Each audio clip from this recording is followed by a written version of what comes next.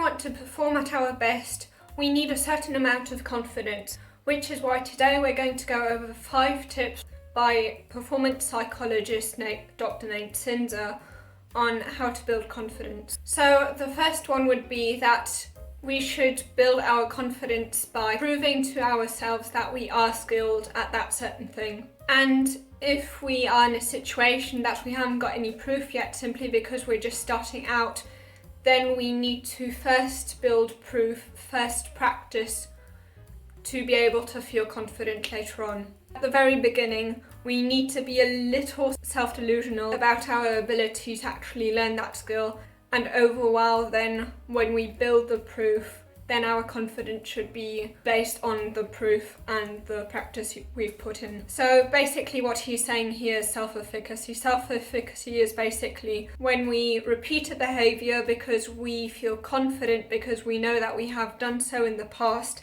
and therefore know that we are capable of doing that in future too. And another reason why self-efficacy works so well is that being confident really feels good. And if you know anything about habits, a habit always consists of the trigger, the routine, and the reward. And by feeling good, you're then kind of rewarding yourself, and therefore you're more likely to repeat that behaviour in future. And then a second thing Dr. Zinser emphasised is that every single thought we have causes a physical reaction. So we want to make sure that we have healthy thoughts so that we have a better life. And also because our performance depends on our thoughts. Because, for example, because of the mind-body connection, if you don't feel confident, if you feel nervous, then that will cause the physical reaction that your muscles are tighter than usual. And if you want to perform well, of course, especially when it comes to sports, then you want to make sure your body is able to function properly. And then the third one, as soon as our negative belief around our capabilities becomes the causal factor, then we're in big trouble. The first time we're not necessarily good at something, and because we're not good at that certain thing, we think, okay, I'm not too good at this right now. That is still okay, because then that's basically just reflecting on our current ability.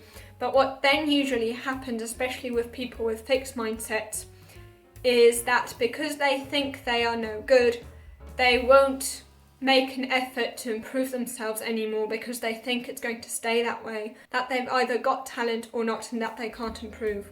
And that is when the belief becomes the causal factor, because it's leading to you performing worse because you're not practicing as much, or because you're basically totally nervous the whole time because of that negative belief. And then the fourth thing, many people think that being confident is kind of having a big ego, but actually the people that make it through West Point aren't necessarily those who think they're the greatest.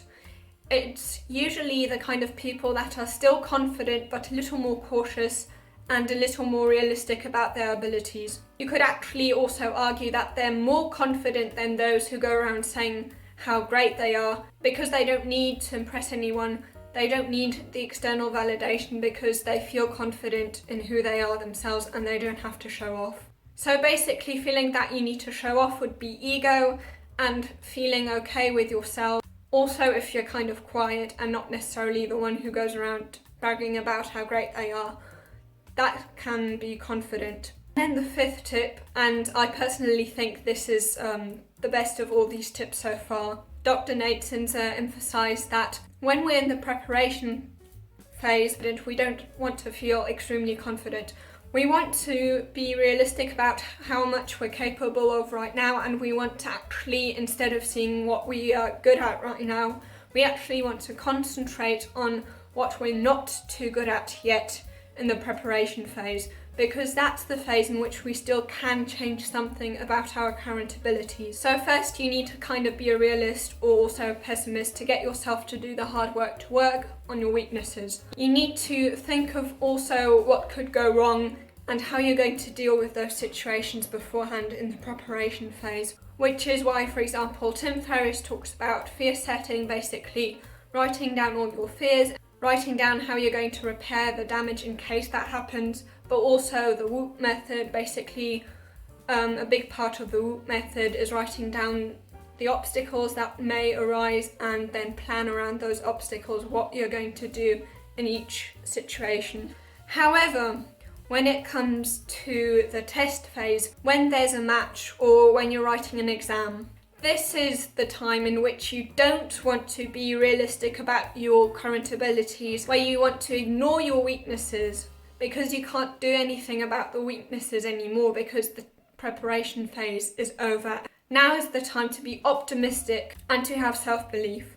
And one great study that shows how our beliefs about ourselves actually change our results is this study on Asian women. They all did the same maths test. We're split into two groups. One group was primed to think about the fact that they are Asian, and Asians usually tend to be very good at maths, whereas the other group was primed to think about the fact that they're women, and many think that women are worse at maths than men. And what was really interesting about the study, those who were primed to think about the fact that they're Asian did much better than those who were primed to think about the fact that they're female.